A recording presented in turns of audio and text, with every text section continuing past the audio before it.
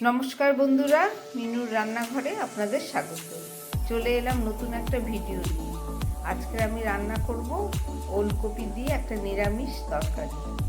এই যে ওলকপি নিয়েছি আর কিছুটা নতুন আলু ছাড়িয়ে নিয়েছি আর নিয়েছি একটা টমেটো। এগুলো কেটে গুছিয়ে নিই, তারপরে রান্না করতে করতে আপনাদের সব কিছু দেখাবো। তাহলে চলুন রান্নাটা শুরু করি। আলুটা কেটে নিয়েছি, এবার এটাকে প্রেসার কুকারের মধ্যে একটা সিটি দিয়ে একটু সিদ্ধ করে নেব।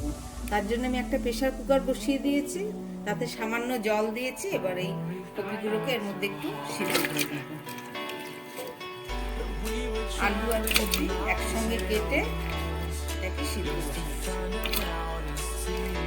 এর মধ্যে আমি একটু পরিমাণ মতো নুন দিয়ে দিচ্ছি। চলুন এবার এটাকে সিদ্ধ করে নিই, একটা সিটি মারুক, তারপরে আবার এসে দেখাচ্ছি। প্রেসার কুকারে একটা সিটি মেরে নিয়েছি, এবার ওলকপি আর আলুগুলোকে নামিয়ে নিচ্ছি।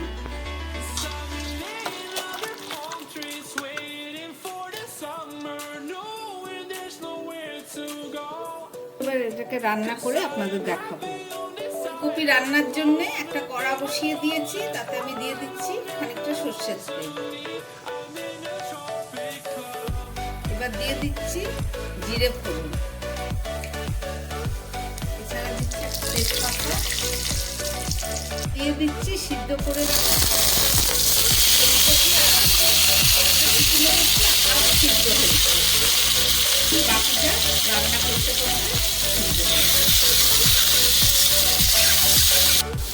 আগে সামান্য নুন দেওয়া ছিল, আর দিয়ে দিচ্ছি আরো কিছুটা নুন, পরিমাণ নুন, আর দিয়ে দিচ্ছি হলুদ। এছাড়া দিয়ে দিচ্ছি হাফ চামচ জিরের গুঁড়ো, হাফ চামচ ধনের গুঁড়ো, আর দিয়ে দিচ্ছি সামান্য শুকনো লঙ্কা। এই সব মশলাগুলো দিয়ে আমি একসঙ্গে এটাকে কষিয়ে দিই। মশলা দিয়ে আলু ওলকপিটা কষানো হয়ে গেছে, এবার আমি এর মধ্যে সামান্য জল দিয়ে দেব। যে জলটা আমি সিদ্ধ করেছিলাম সামান্য, সেই জলটাই দিয়ে দেব।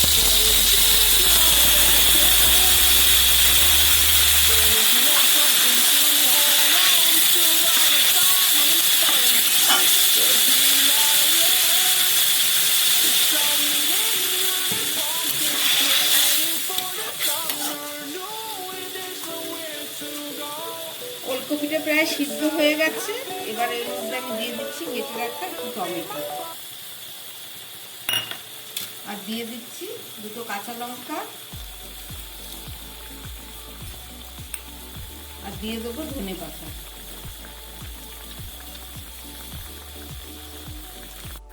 সবকিছু দেয়া হয়ে গেছে, এবার 2-3 মিনিট মতো একদম গ্যাস কমিয়ে এটাকে রান্না হতে দেবো। এবার এটাকে ঢাকা দিয়ে দিচ্ছি, ফেরত এসে আপনাদের দেখাবো। আমি এদিকে একটা কড়া বসিয়ে দিয়েছি, কড়াটার মধ্যে সামান্য তেল দিয়ে আমি কিছুটা ছোট চিংড়ি মাছ ভাজা করে দেব।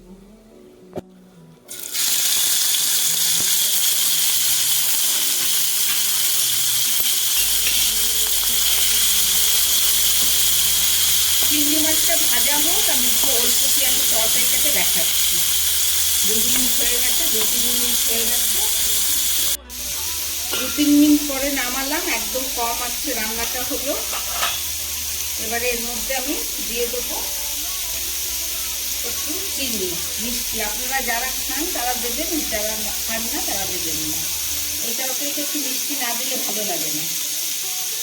এছাড়া দিয়ে দিচ্ছি সামান্য ভাজা মশলা, জিরে। এটার মধ্যে জিরে, ধনে আর গরম মশলা আছে। এই অবধি ওলকপিটা যে রান্না হলো, এটা একটা নিরামিষ সবজি। আপনারা যারা নিরামিষ খেতে ভালোবাসেন তারা এই অবধি রান্না করলে রান্নাটা শেষ হয়ে গেল, আমার রান্নাটা হয়ে গেছে। নিরামিষ রাখতে পারেন, কিন্তু আমি এটা একটু চিংড়ি মাছ দিয়ে রান্না করবো, একটা আমিষ সবজি। আপনারা যারা খান মাছ তারা মাছ দিয়েও করতে পারেন। চলুন, চিংড়ি মাছটা আমি ভাজা বসিয়ে দিয়েছি, দেখাচ্ছি। এদিকে আমার চিংড়ি মাছটা ভাজা হয়ে গেছে। এই চিংড়ি মাছগুলোকে আমি এবারে এই সবজির মধ্যে দিয়ে দেবো। এবার এটা আমিষ তরকারি রান্না হচ্ছে। একই সবজি দিয়ে আমিষ আর নিরামিষ দু রকম রান্না করলাম।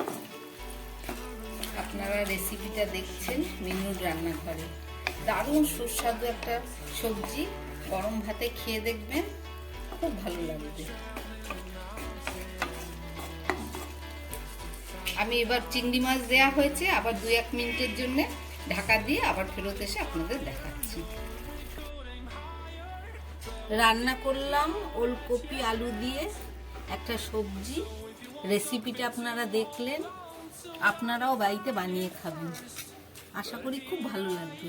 যদি ভালো লাগে তাহলে আমার চ্যানেলটাকে লাইক শেয়ার করবেন, সাবস্ক্রাইব করবেন, যাতে আমি আগামী দিন নতুন কোনো ভিডিও নিয়ে আসতে পারি। নমস্কার, সবাই সুস্থ থাকবেন, ভালো থাকবেন।